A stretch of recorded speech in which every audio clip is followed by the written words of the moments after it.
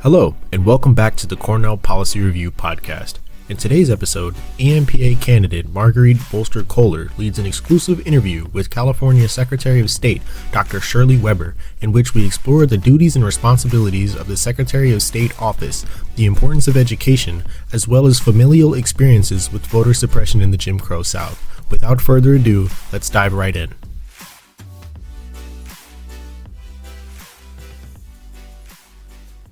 Welcome to the Cornell Policy Review podcast. My name is Marguerite Bolster-Koller, an EMPA candidate at the Cornell Brooks School of Public Policy. Today, I am honored to speak with a special guest, California Secretary of State Dr. Shirley Weber.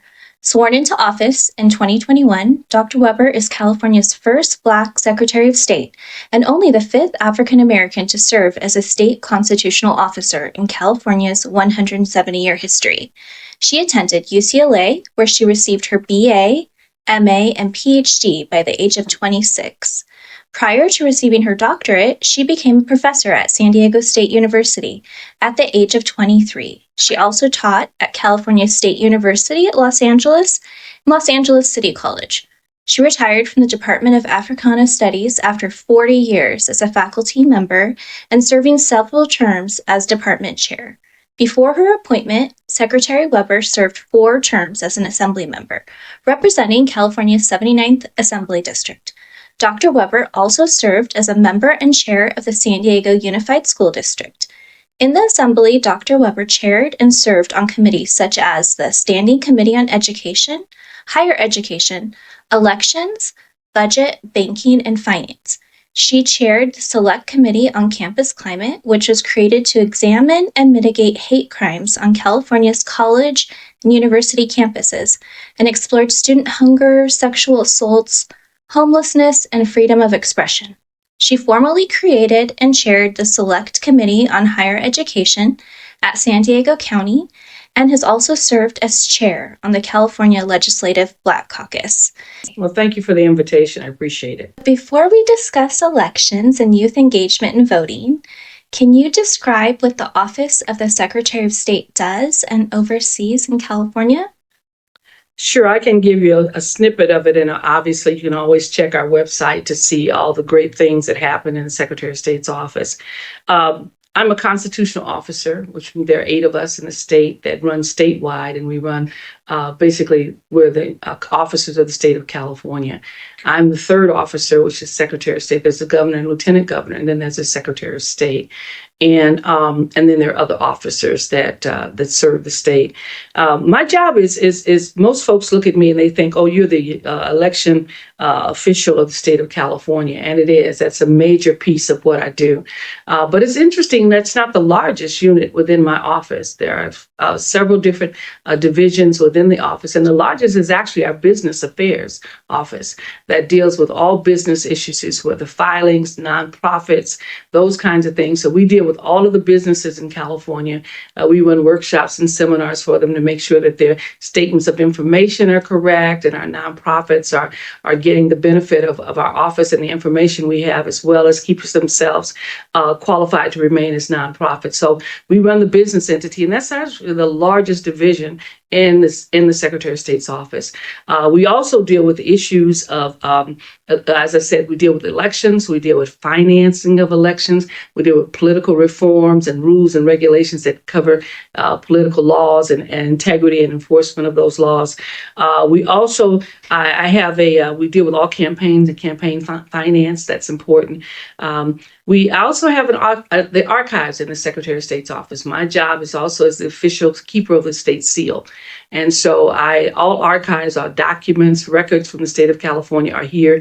We basically also catalog all the laws and bills that California has filed. Comes once they're signed by the governor, they come over here for numbering and chaptering and those kinds of things. So we have quite a large operation. It's about 800 people who work for the Secretary of State in California. And we have the largest voting base of any state in the nation. So a tremendous responsibility with regards to doing those things that are really essential. So it's quite a diverse office. We have a lot of folks who work here. We have a lot of student interns who come and work for us. We have over 100 student interns that work in this office. And many of them decide after they have done their fellowship and worked with our internship and actually get paid interns in state of California working in this office. Many of them decide this is a place they want to work in the end. We have a large IT division, obviously, because we have a lot of technology that deals with businesses and elections and all those kinds of things. So we have an office here in Sacramento, which is our main office, our main building, but we also have an office in Los Angeles as well. And so it's quite an operation with a lot of folks who come and work here. Many of them start at one level and find themselves going. The good thing is that they can find themselves doing other things at the Secretary of State's office without actually having to change their place of employment. How do you balance being the state's chief election official and holding an elected position yourself? Well, it's if you believe in what you do, it's not that complicated. Being an election official is really a nonprofit not nonpartisan, I should say, kind of reality, because you have to register everyone and you don't promote any particular party over the other. You make sure everyone gets the correct information. If you believe in a democracy, it's an easy thing to do because you're not here to promote a party. You're here to basically support the nation and its democracy. So that is kind of easy for me because I've always believed that everybody has a right to vote regardless of their position, regardless of their party or their philosophy. If they're a citizen in the United States, they deserve a voice and they deserve to have their voice count and to be heard. And so for me to defend elections is not that difficult. I am a member of a political party. I have to run for office. So it is important that people understand that I can do both things, and obviously I can. And I don't try to mix them together in terms of what I do as an elected official, because many of the things that happens in the Secretary of State's office should happen for anyone, whether it's a business entity and whether we're helping a person file their documents, keeping our businesses alive and active, our nonprofits active. That's also a part of making sure that this democracy works, because it's not about a party. It's about the people and the things that they achieve. So I haven't had that conflict yet in terms of it. I have strong opinions about things, most definitely. But because I believe in the democracy, I believe I should have strong opinions, but also believe I should respect everybody else's strong opinions. You've spent years fighting for a quality education for every child. From your years as an educator, time on the school board, and serving in the assembly, where does this passion come from? I think my passion for schools and learning came from my father and my mother, mostly my father. My father was never allowed to really go to school. So he was semi-literate. He was born in the Jim Crow South. He was a sharecropper in Hope, Arkansas. And he understood the disadvantages of not having a strong education. He was not allowed to go to school beyond like the third or fourth grade. So he could write his name and do a few things, but he was not really educated as he'd like to be. And he was the driving force with all of his children to make sure that we understood the importance of school and what happens when you don't go to school and all those kinds of things. And so my dad was my greatest cheerleader in terms of me going to school. And I understood clearly how the education I got from UCLA and from being in LA and all those degrees I got, I understood the tremendous opportunities that opened for me in every aspect of my life, whether it was being able to travel abroad or to engage in conversations with people or to meet presidents and others that I probably would have never met. It opened me up those opportunities. And I felt, being a poor kid coming out of Arkansas and living in the projects of Los Angeles, it became the American equalizer. It was the one thing that I knew that I could do and do well. And it was also the one thing that I knew made me competitive, and it opened doors for me. And so I believe very strongly that every kid deserved what I got.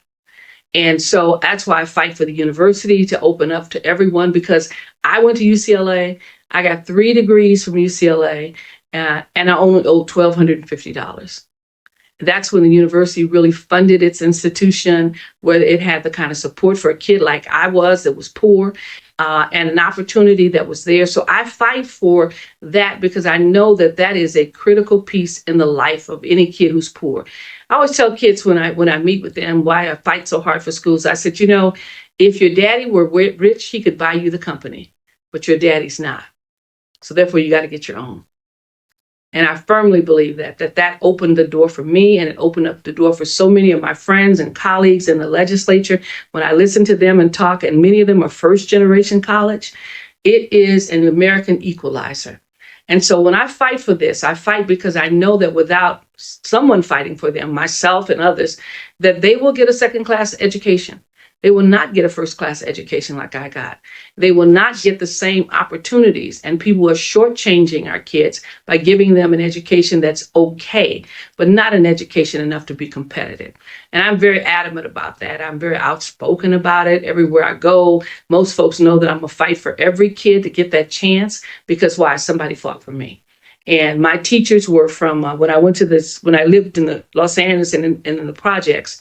My teachers were all from Mississippi, Alabama, Georgia, Texas. They had been recruited to work in LA schools because they needed more African American teachers. And so they filled this school with all these teachers. And I guess maybe they thought this was going to be real segregation. They didn't really care. But these teachers were adamant. They came out of the Jim Crow South. They understood what we needed to do. And they were no nonsense teachers. They never gave us any slack. They never made it easy for us. They loved us and cared for us, but they gave us what we needed to be competitive. And they taught us the fact that this is what you're going to need to survive in this world. And I think I remember every last one of them, and the kinds of things they did to introduce us to the world, to make sure that we understood where we were and what we had to do in order to be successful. So I fight because somebody fought for me. And I understand what it means to be in those positions and have those doors open. And education not only opens it, but it allows you to keep it open because you have the confidence to be as competitive and as intelligent as anybody else. Your grandparents and even your parents in their early years were denied the right to vote in the Jim Crow era.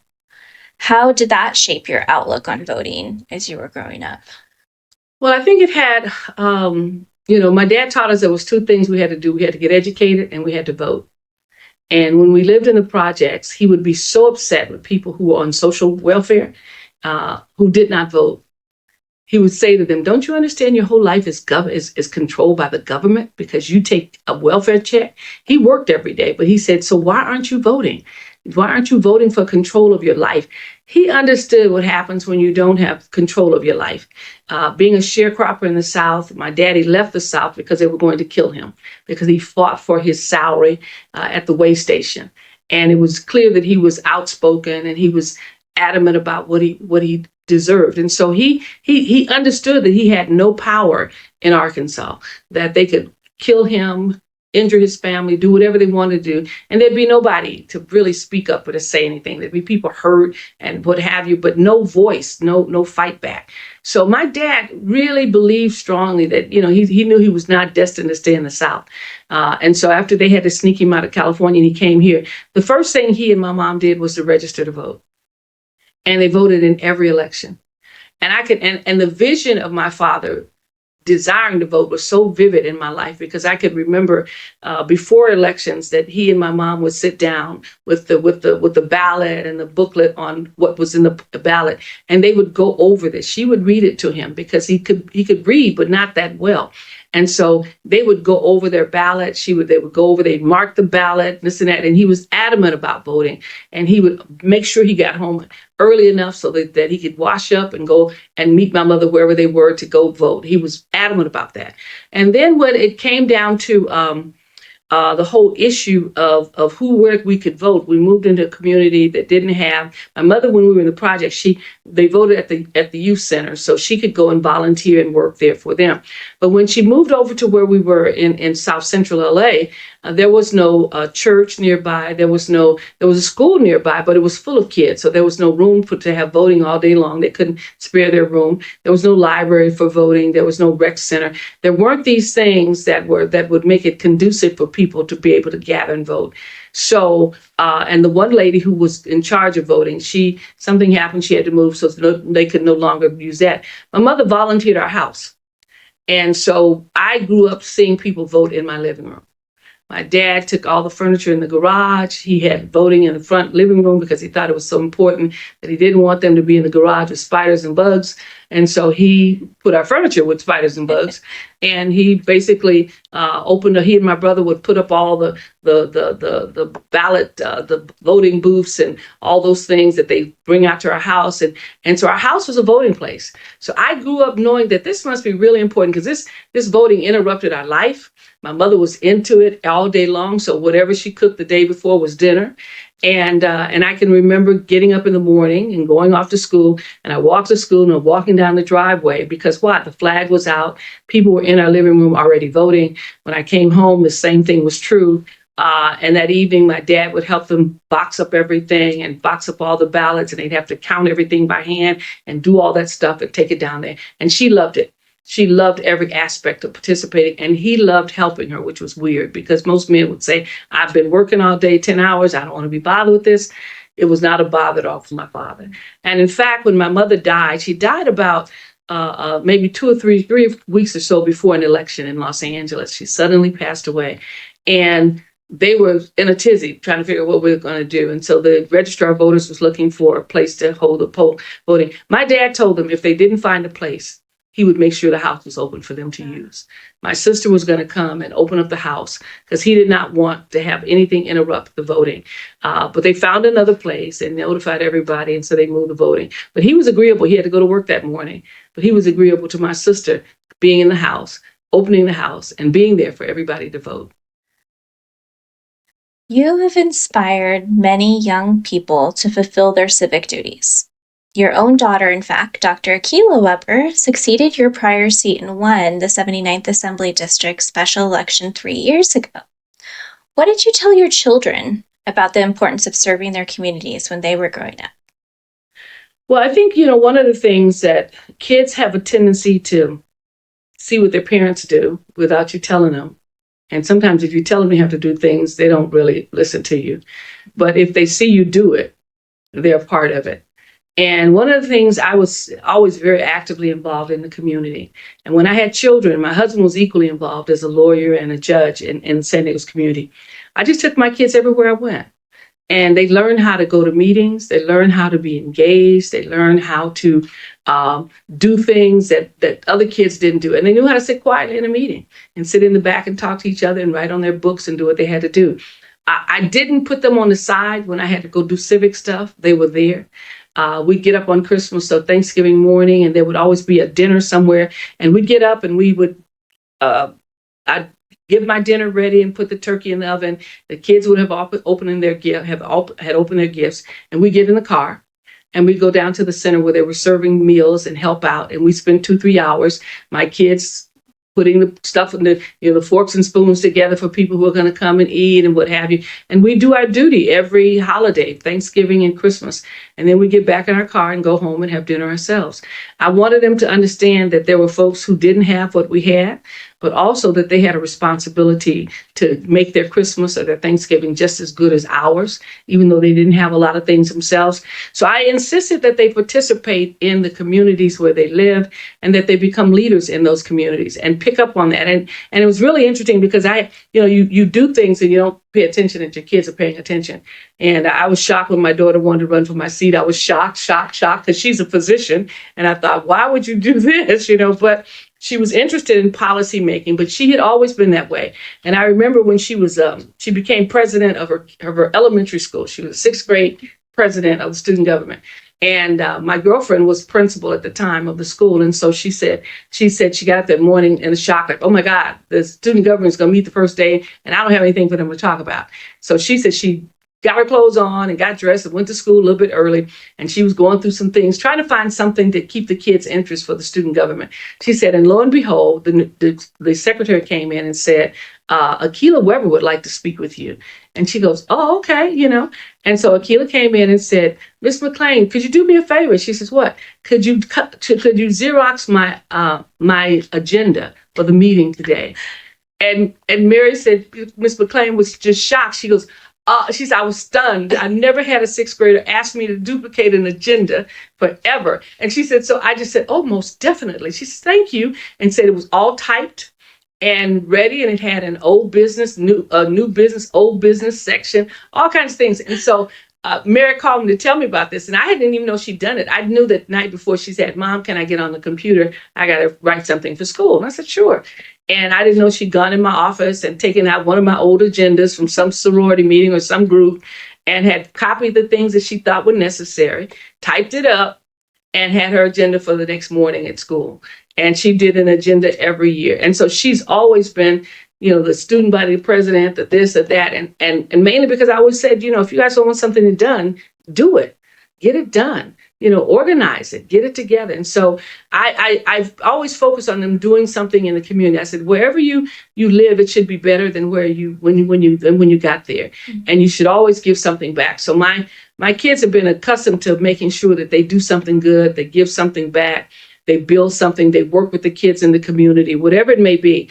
But it's a part of what we do, and that's just. And my mother was that way. My dad, when we lived in a community, it didn't matter what community we lived in. My mom was going to do something. If the Cancer Society called, she was going to be the lady. They called her the cancer lady because she would knock on every door collecting money from all folks, whether they had money, had little money. They all knew, here comes the cancer lady, and everybody find $1 or $2 or something. Someone died in our community. My mother would go knocking on doors to let them know that the person on the end of the block died, and that she was collecting money to help them with the funeral or to make dinner for them. Whatever they had requested, she was going to do that. And every death on my block, I had to write the obituary. My mother made me do that. She said, you have an education. God gave you this gift. You got to use it because the people around here don't write that well.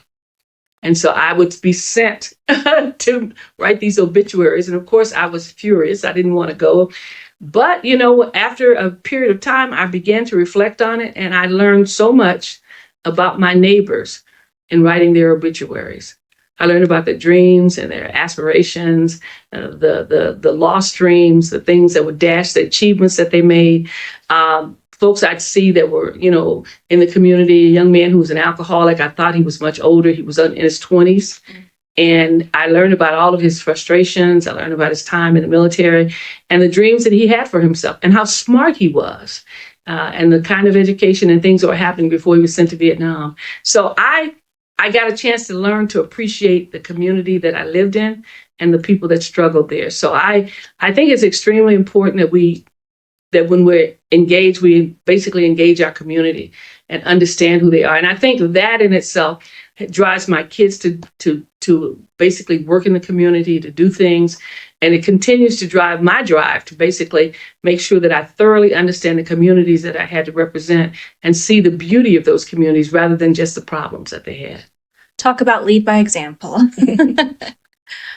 Do you think that young people have power? I think they have enormous power and power that they don't realize they have. Mm-hmm.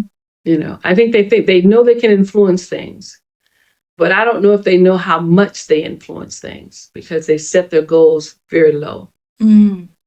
I know when we were, and maybe because of the circumstances when I was a teenager, college student, the war was going on in Vietnam, and it was a life and death thing. And young people then fought so hard because they knew that it could be them. They knew the consequences of being apathetic. And so therefore they began to fight this battle and engage others and bring them along that was there. And so they understood the power of what they did. I'm not sure if our young people do, and I think we have to help them understand that, yeah, you've got power, but you got tremendous power.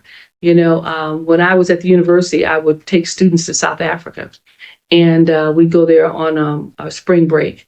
And our students were amazed at the power that they had to change things in South Africa, the resources that they have. Because so often when we're here, we think that if you're not a multi-billionaire, you can't really help anybody. And yet when you go to countries in South Africa and Ghana and other places where people have limited resources, you learn very quickly how much you can give and how you can really change the world. And every time we went, my students were amazed when they would sit in a room and folks from South Africa, the college students and those a little bit older, would be thanking the young people in the United States for ending apartheid. Mm-hmm.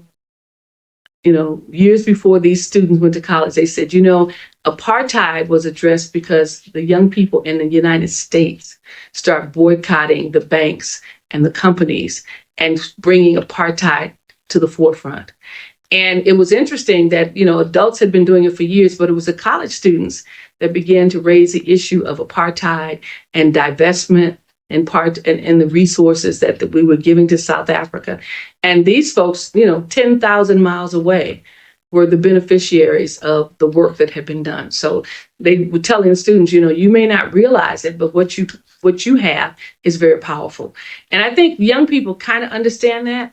But I think they get very apathetic because it's not as fast as they like. When you think about how long it took to get into apartheid, it took years and years and years. But it was a persistent drip, drip, drip that basically broke that hard system. And sometimes they want instant activity, but they don't realize that over time, it really, really changes what we do. It changes our perception of things. And so our students have power. They have significant power. They don't always use it. And I think that becomes very frustrating to some of us who want them to utilize their power a little bit more. I think in working in the assembly, when I first came here, because I was from the university, some of my students came with me and did some things. And they began to see how they could actually bring change. When we came here, they told us there's no way you can use an EBT card on a college campus. Kids who are getting food stamps and what have you, we couldn't get a bill. We couldn't get EBTs passed. This one young woman was adamant about it. Some others were, and we began to work on this EBT card issue. Because the legislature tells you one thing. They told us that to put an EBT card on a campus costs $250,000 per machine to do it. And so, which became ridiculous. So we were frustrated by it, but we kept on with this hunger issue and students' ability to eat and utilize this, that, and the other. And finally, we had one of our campuses that came to meet with us, one of the CSU campuses, and they had not been a part of the movement, but they came to talk about hunger that we were talking about. And they said, well, we use EBT cards on our campus. And everybody was shocked. And they said, how much did it cost? They said, $250. Shocked everybody in the room. Of course, motivated my students so that we immediately went back and challenged the financial issues that were being raised, that it could cost $250,000. What they doing? They were charging us for the room, for everything, all the employees. Now, this was already a place where you're serving food, okay? And it's there, and you can use your MasterCard and whatever else. So why would it cost us that? All we had to pay for was a machine, not all the people who worked at the university, okay? And when they found out that this is what they were factoring in, of course, we got the EBT cards in, we got some other things in, and students began to realize that they had to be aggressive in getting what they wanted. So students have lots of power. They need to utilize it. They need to vote. They need to be engaged. They need to come here to the legislature. They need to challenge the things that were here and utilize the legislators to make a difference for themselves and their community, and see what happens when you really put your energy and your focus on a particular problem and issue that you can solve. Wow. Thank you. Just as someone who's had an EBT card myself, that's a very personal story. Thank you so much for all your hard work and everything that you did to accomplish those tasks and your insight on that. Mm-hmm. How do you address the barriers preventing young people from voting today? Well, you know what? The thing that's really weird is that there are no barriers. The only barriers are the ones that they put up for themselves. There was a time I talked to folks who said, well, in order to register to vote, you had to go down to the city clerk. You had to go down to the county courthouse back in the day to register to vote. We have people you can register online. Every student knows how to do that. We have, when they enroll in school, when they enroll in the university, it's online in California. You can register when you register for your classes. We make it easy. You have 11 days to vote in California in some places. We send you your every ballot goes out by mail now. Folks have had their ballots now for over a week, and the election is still 4 weeks away. So we have removed every barrier that one can think of, whether it's physical, there's no financial issue. You don't have to pay your taxes before you can vote in some places with poll taxes and all kinds of things. We have none of those things in the way of a student who is a citizen to be able to vote in California. What barrier we have is our own attitude and our own perspective. The fact that we devalue ourselves, or the fact that we think nothing's going to happen, the pessimism that's there, that, oh, it's not going to happen, it's going to be the same thing over and over again. And so our task is to try to help young people understand that there are some folks who people often told them that, but they fought and they accomplished that. We dealt with the Fannie Lou Hamer Freedom Summer this past summer, educating young people about this woman who fought, who was a sharecropper, who was beaten, thrown in prison, raped in prison, beaten so bad she lost use of her kidney, and she still fought for the right to vote. And eventually voted and was able to sit in the Democratic section of the Democratic Party. When you think about that and you think, well, what's my barrier? There are no barriers. There's nobody getting ready to beat you because you're registering to vote. There's nobody standing in front of no police officer standing in front of the polling place with a gun to threaten you and your family if you vote. Those kinds of things, even if a person were to attempt to do that, they would be prosecuted. So the barrier we face now is ourselves, our own attitude, our own pessimism, our own belief that we can't make a difference, even when we have the power that every other person has. You get one vote, I get one vote. It doesn't matter whether you're president or whether you're Secretary of State. I'm in charge of 40 million Californians having the opportunity to think about voting, and I get one vote. Period. And it's an equalizer, and everybody's vote counts. So the barrier that we face is our own. What role does social media play in engaging young voters, and how is your office leveraging these platforms? Well, the interesting thing is that I think it plays a significant role in reminding young people of what to do, a significant role in helping them to understand the issues that are there. It can be very positive, and it also can be very negative.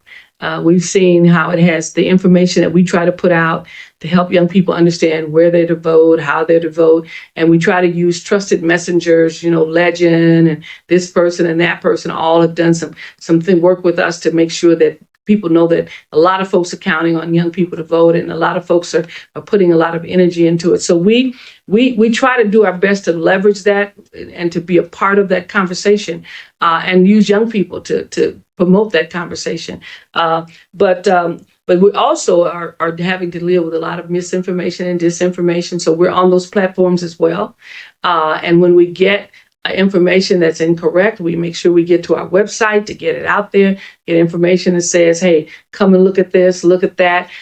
We make sure that our website as Secretary of State, as well as others throughout the state, have a misinformation, disinformation section so that we can immediately respond to the issues that are there rather than allowing it to fester and wonder what's next, what's going to happen. No, we get out there immediately and try to get that correct information. And we continue to tell young people, use trusted messengers. If you're getting a message and you don't know if it's right or wrong, go to the Secretary of State's website, go to the Registrar of Voters website. All of us have a section that deals with mis and disinformation, and we want to get the correct information out as quickly as possible, as well as we have a hotline that people can call and ask. As contentious and divided as the country's politics have been, especially in recent years, do you think people have the capability to bring about unity through fair elections in the process of voting? I think they have the capacity to do it. Whether they will or not remains to be seen. Sometimes I have to remind people, as they say, of the good old days, what life should be like and how they've had friends and others where the election didn't go their way, but they still believed in the democracy and still fought for it. And that's what it's really all about, that we take pride in the fact that we have had an easy and transfer of power. That has been the hallmark of our democracy. We always believe when elections took place, none of us worried about the outcome. We worried maybe that our friend wouldn't win or our party would not get what we wanted. But none of us really worried about the outcome in terms of its impact upon the nation. Because why? Because the people who were running the elections, people who were running for office, believed in the democracy that they were fighting for. And they put that democracy above themselves. I think what we saw on January 6th was horrific. Most of us thought we'd never see that in this country. I sat in awe looking at my television because I thought I was looking at Afghanistan or someplace. I had no idea I was looking at Washington, D.C. And so that was a wake-up call for all of us to say, okay, we've got to be better than we were in January 6th. And I hope that people are this time, because there's not a person that I know who said January 6th was a wonderful day. Everybody was stunned by it and concerned by it. And maybe we have been too cavalier and too indifferent in our expression of it. When I saw all the misinformation, disinformation, attacks on the voting system, and I was nominated to be Secretary of State, and those issues factored into my decision.